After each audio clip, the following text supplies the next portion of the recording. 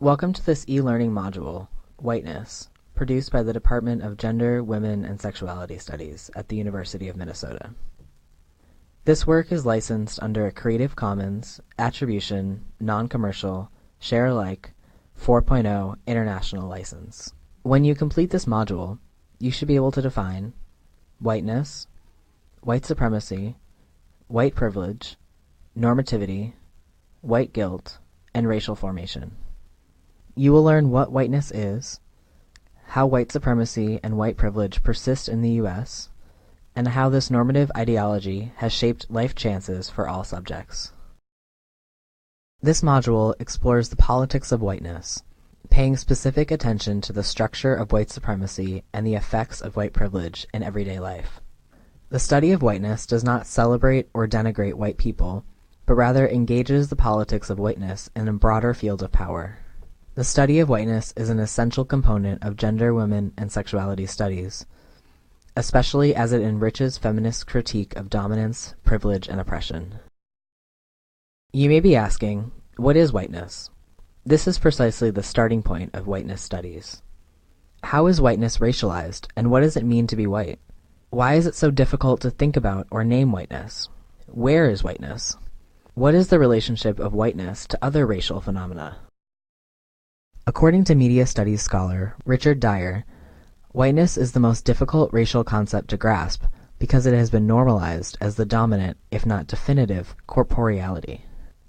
The hegemony, or unquestioned authority of whiteness, accounts for its invisibility. Dyer explains, quote, "Most of the time white people speak about nothing but white people. It's just that we couch it in terms of people in general.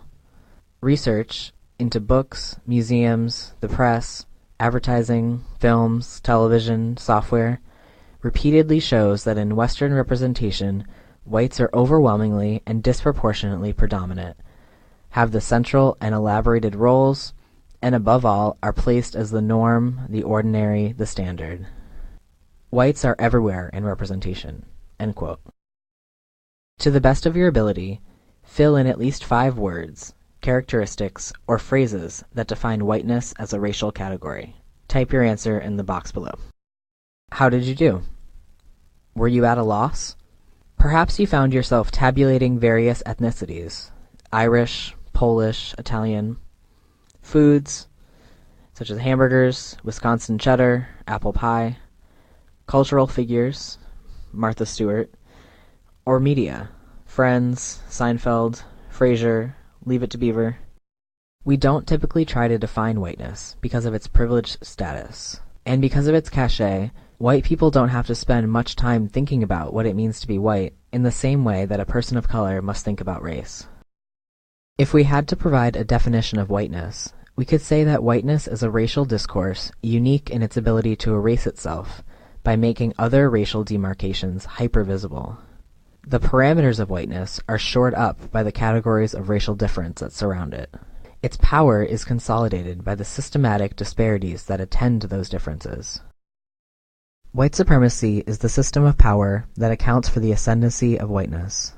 Many people associate white supremacy with the segregated South, the KKK, or the Aryan Nation and neo-Nazism. While white supremacy takes on these more overt forms, it's far more endemic. White supremacy is part of the matrix of domination that defines our reality. According to Black feminist scholar Bell Hooks, white supremacy evokes a political world where we all frame ourselves in relationship to whiteness. Based not in individual beliefs but institutional structures and histories, white supremacy is the ideology that white is the normative way of being, from which all else differs. Preferring this term to racism, Bell Hooks explains that white supremacy allows us to see where both whites benefit from and persons of color at times collude with power to ensure the dominance of whiteness, whether intentionally or otherwise. White people stand the most to gain from white supremacy because of the privileges it affords them. White privilege refers to the undue advantages white people accrue by virtue of being white.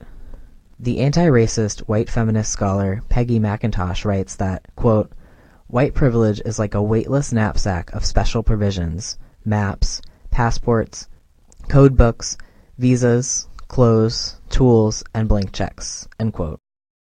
Addressing white privilege is a way of accounting for racial inequalities, where the relative advantages white people have is not because of merit, but rather access to power. White privilege is a way of identifying how most white people are socialized for success relative to the ways in which many persons of color are socialized for failure. White privilege is about having an advantage over others because of white supremacy. Peggy McIntosh explains, quote, "My skin color was an asset for any move I was educated to want to make. I could think of myself as belonging in major ways, and of making social systems work for me. I could freely disparage, fear, neglect, or be oblivious to anything outside of the dominant cultural forms. Being of the main culture, I could also criticize it fairly freely." End quote. Kimberly Crenshaw explains that white privilege does not mean that all white subjects can exercise their advantages to the fullest extent at all times. Rather, she explains, if a white subject quote-unquote fails to enact privilege, they still retain the ability to use white privilege in other circumstances. Not all white people are rich, but even poor and working-class white people have advantages due to race. Check the box indicating how much you feel each statement applies to you. Check either disagree, neutral, or agree. I can be sure that if I need legal or medical help, my race will not work against me. I can worry about racism without being seen as self-interested or self-seeking.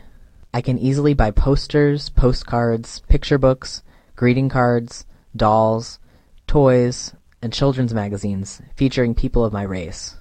I can be pretty sure that if I ask to talk to the person in charge, I will be facing a person of my race. I can speak in public to a powerful male group without putting my race on trial.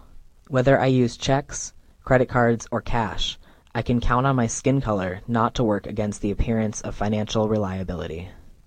When I am told about our national heritage or about civilization, I am shown that people of my color made it what it is.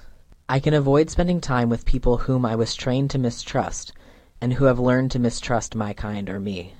If I should need to move, I can be pretty sure of renting or purchasing housing in an area which I can afford and which I would want to live.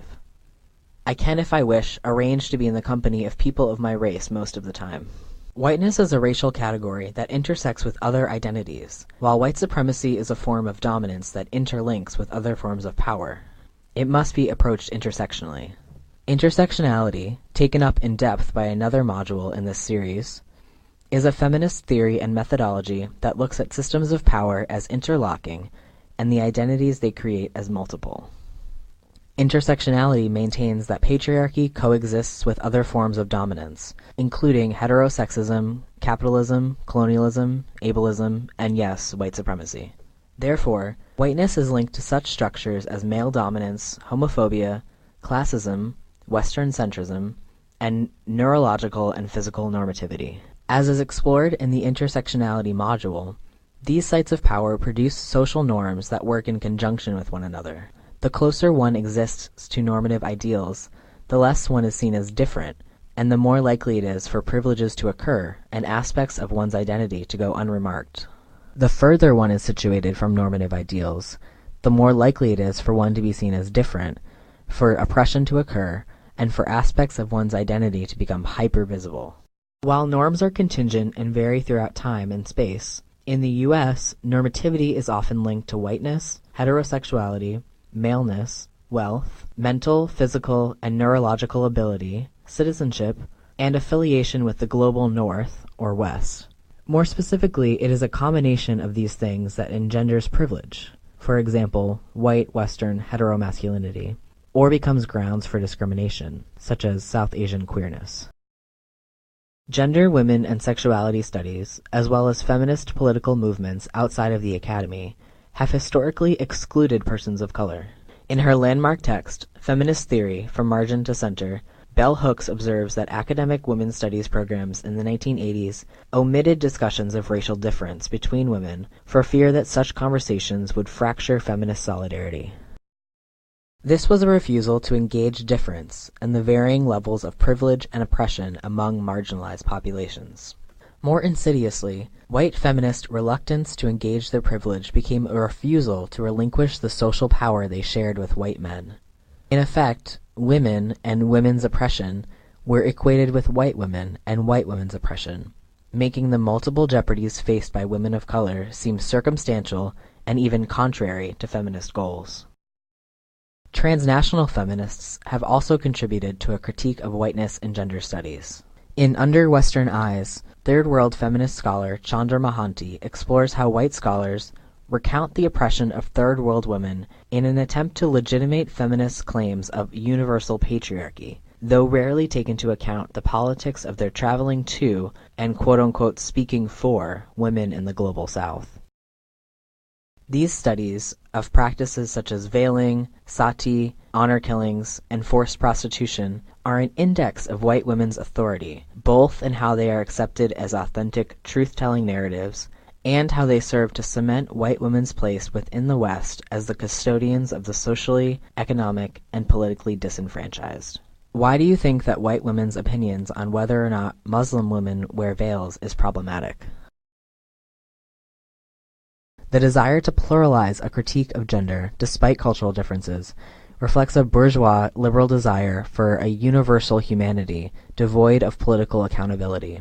Creating commonality relieves white feminists of having a difficult discussion about the privileges they're afforded as upwardly mobile white subjects, and generalizes what are otherwise very different encounters with power. The critique of whiteness is not always absent from gender, women, and sexuality studies. To claim that the relationship between an engagement of whiteness and the study of gender is always already problematic is to miss out on some illuminating work that feminist and queer scholars have made towards a critique of white supremacy. The late white feminist scholar Ruth Frankenberg spent her academic career exploring what and whom white women see, both symbolically and physically. She found that even when espousing an anti-racist platform, white feminists tended to see women of color as different and one another as the same. Despite their best intentions to disavow power, Frankenberg argued that white feminists clung to it by denying their race as a source of social privilege. Dorothy Allison is best known for her fictional works, among them Bastard Out of Carolina. Her non-fictional pieces interrogate the interrelationships among femininity, class status, and whiteness.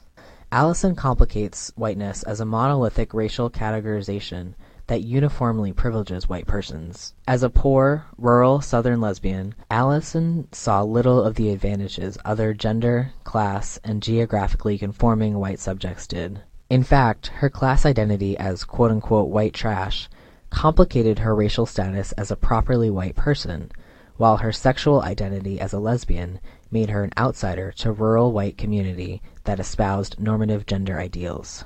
At the same time, the resentment many poor whites feel as a result of being economically disadvantaged, similarly to populations of color, gave her whiteness value. Beyond these specific examples, gender and race studies are linked in their attempt to politicize an invisible system of power. Feminist thought has long critiqued how the supposed quote-unquote naturalness of gender disparities is a technology of heteropatriarchy.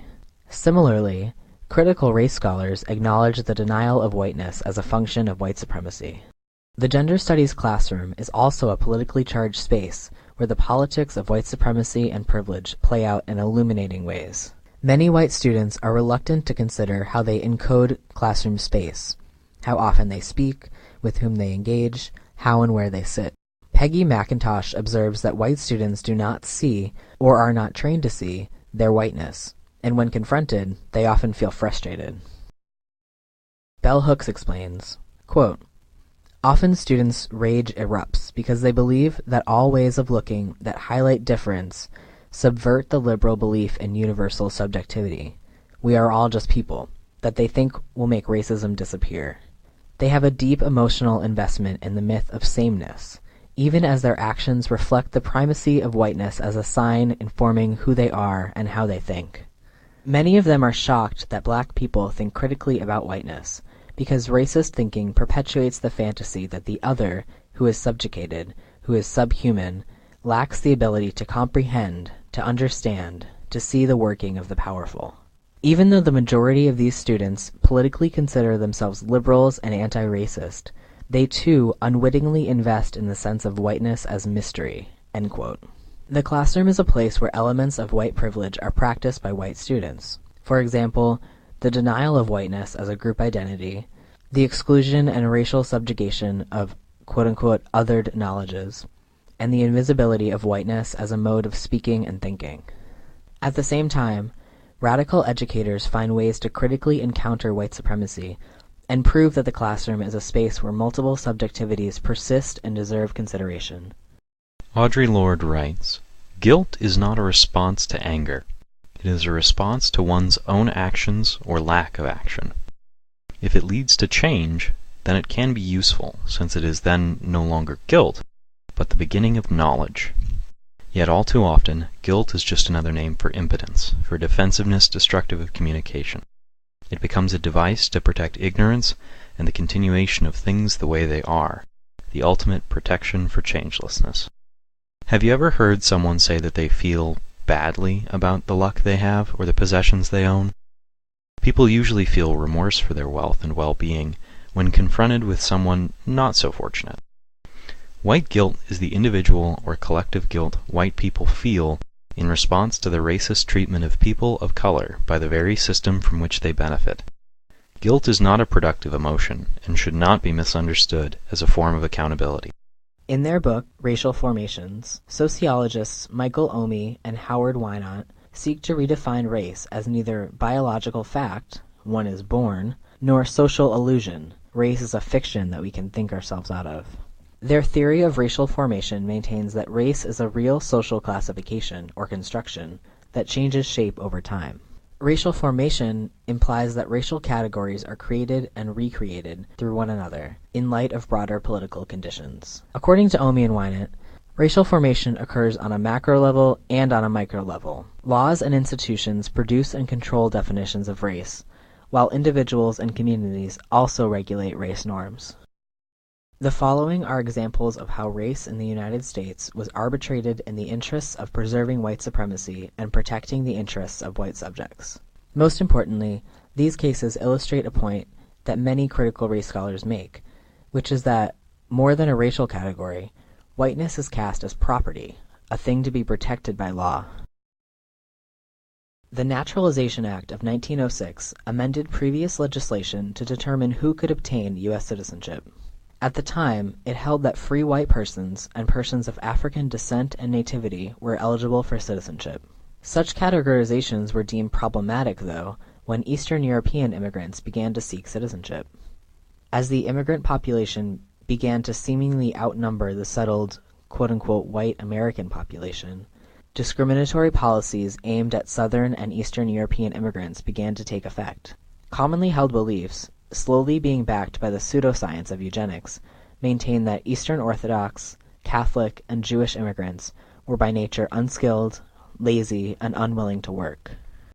The anxiety over this quote-unquote inferior stock of quote-unquote unfit individuals gaining access to the same rights won by quote-unquote hard-working Americans resulted in the 1924 Naturalization Act, which placed constraints on the access such persons had to citizenship rights because of alleged racial difference. Those also denied eligibility included Chicano, Asian, African American, and Native American populations. These became known as the quote-unquote unassimilable races. Lawmakers not only saw white supremacy at stake, but also white property interests. If nation, real estate, and politics could be shared by all, then what special significance would whiteness have to uphold its privilege? It was believed that if whites could establish their majority in numbers, ensure their political economic dominance by legislating citizenship, and insist upon their own biological superiority, then perhaps a system of white supremacy could prevail. Does this resemble immigration debates today? Takao Ozawa was a Japanese man who in 1922 applied for citizenship as a white person under the Naturalization Act of 1906. This act limited naturalization rights to whites and persons of African descent or African nativity. It explicitly barred Asians, Native Americans, and Latin and South Americans from obtaining citizenship rights. Interestingly, Ozawa didn't contest the exclusion of Asians. Rather, he argued that he should be considered white. Ozawa argued that he was living as a white person. He was middle class, Christian, hardworking, and had a nuclear family, but that his skin did not appear white because of the significant amount of sun he received while living in Japan and later Hawaii. The courts declared that Ozawa was not white by quote-unquote commonplace definition of the term. Instead, they labeled him Japanese because of his birthplace in Kyoto. By arguing that he was neither white nor Asian nor black, but closest to white, Ozawa sought to trouble the ostensible binary between white and non-white subjects. Moreover, Ozawa challenged the substance of racial categorization itself. Is it birthplace, genetics, or lifestyle that determines a person's race? Bhagat Singh Thind was an Asian Indian Sikh who in 1923 was denied the right to naturalize as a citizen of the U.S., despite having served in the U.S. Army during World War I. At the time, anthropologists made distinctions among three main racial groups: Africans, Asians, and Caucasians, coming from a geographic region called Caucasia. India was located within Caucasia, and thus Thind applied for naturalization as a Caucasian. The courts ruled that the quote-unquote commonplace understanding was that even though Indians technically were in Caucasia, they weren't really Caucasian when it came to obtaining U.S. citizenship. The courts jumped through logical hoops trying to ascertain Thind's racial status as quote-unquote other. What was clear was that they intended to deny Thind the privileges that accompany whiteness, for fear that those things would no longer function as the exclusive rights of properly white subjects. In 1924, the Virginia General Assembly redefined classifications of race in America based on the one-drop rule. The Assembly reduced racial diversity to either white or black. A person was white if he or she could prove genetic purity. Quote-unquote one drop of blood from an ancestor of color disqualified a person's status as white and made him or her quote-unquote black. The Racial Integrity Act served as the grounds for anti-miscegenation laws, which made marriage between persons of different races illegal in Virginia, until overturned by Loving v. Virginia. The act also served as the basis for the Sterilization Act, which made the compulsory sterilization of the, quote, insane, idiotic, imbecile, feeble-minded, or epileptic, end quote, legal. It was the pseudoscience of eugenics which provided the context for this legislation. The eugenics movement began at a time when there was an influx in migration to the United States, as well as emerging black, mixed race, and native populations. Framing their racist beliefs as scientific fact, eugenicists held that, quote, racial or, quote, class mixing could be detrimental to the progress of the human species. These beliefs showed an anxiety that white, American-born subjects would lose their exclusive privileges to citizenship rights, land ownership, and political hegemony. In 1967, the Supreme Court overturned the portion of the Racial Integrity Act that banned interracial marriage, and later in 1979 repealed the Sterilization Act. In 2002, Virginia Governor Mark Warner issued an apology for the state's involvement in promoting eugenics and compulsory sterilization. The Racial Integrity Act is part of myriad racial histories and continues to inform our cultural understandings of race. In 1983, a 48-year-old Louisiana woman petitioned to have the State Bureau of Vital Records change the racial classification on her birth certificate from black to white. Phipps was descended from an 18th century slave and a white planter, making her slightly more than 1/32 black by measure of blood quantum. However, according to Louisiana state law, one must be less than 1/32 black by measure of blood quantum in order to legally be considered white. Phipps' claim demonstrates her own propriety investment in whiteness. Phipps testified that she was quote-unquote raised white and was being denied certain employment, real estate, and personal opportunities to which she should have otherwise had access because of her improper racial categorization. In Whiteness as Property, social historian Cheryl Harris writes that cases such as these prove how whiteness functions as something of value. Phipps argued for domain over her racial identity as one would a piece of physical property, such as a car or home. It is implied that, were she granted the change, she would have unequivocal access to make up for the very material privileges she lacks, for example, reputation, financial security, and real estate. This case also tells us something about the historical construction of whiteness. As Harris explains, in order for an individual to be truly white, one had to prove that they weren't black, in the most biological sense, by blood quantum. To look and pass as white was one thing, but many states based race upon a person's ability to prove whiteness genetically. Africans and blacks were subordinated for their labor, as objects of white property. Black persons labored to produce, but not to stake a claim in the wealth of the nation. The one-drop rule insinuated that there was something problematic about blackness that may still account for how black populations are often treated today with unfounded legal suspicion. The changes made to the 2000 U.S. Census racial and ethnic demographic category are a good indication of how fraught the process of racial formation can be.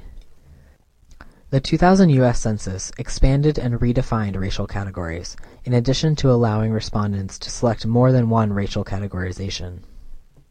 Respondents could self-identify from the following: white, black or African American, American Indian or Alaskan Native, Asian, Native Hawaiian, or other Pacific Islander, some other race, or two or more races.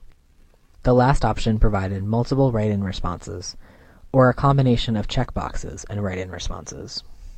This time around, the census defined race category as meaning both, quote, racial and national origin groups, end quote.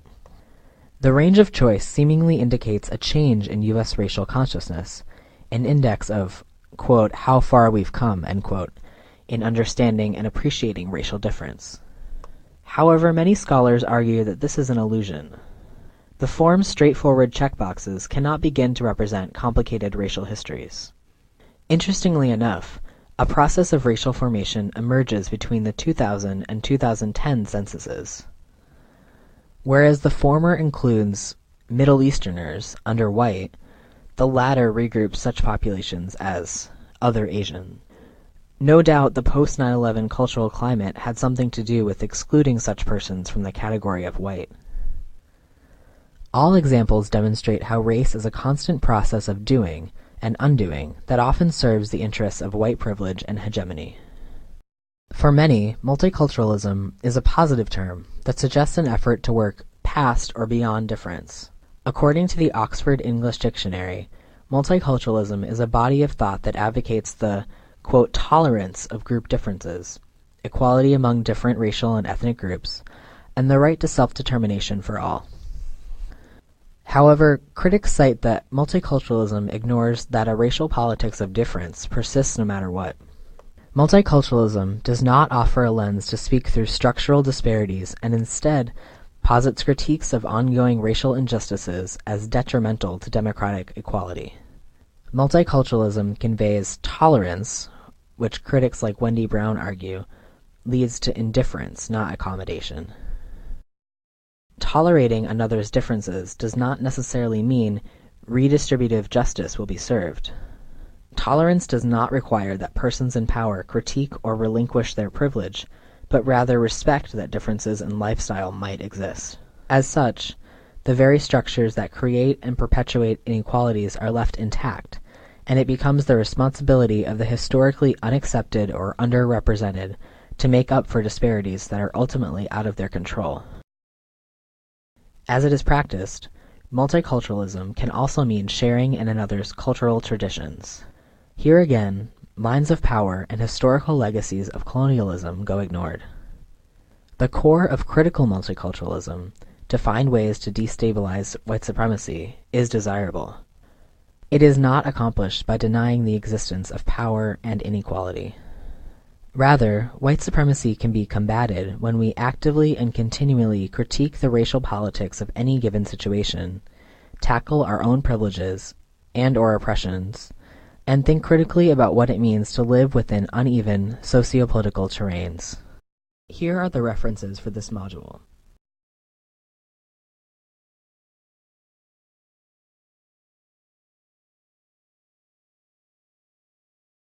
We invite you to cite and share this module, and have provided a citation formatted for this purpose.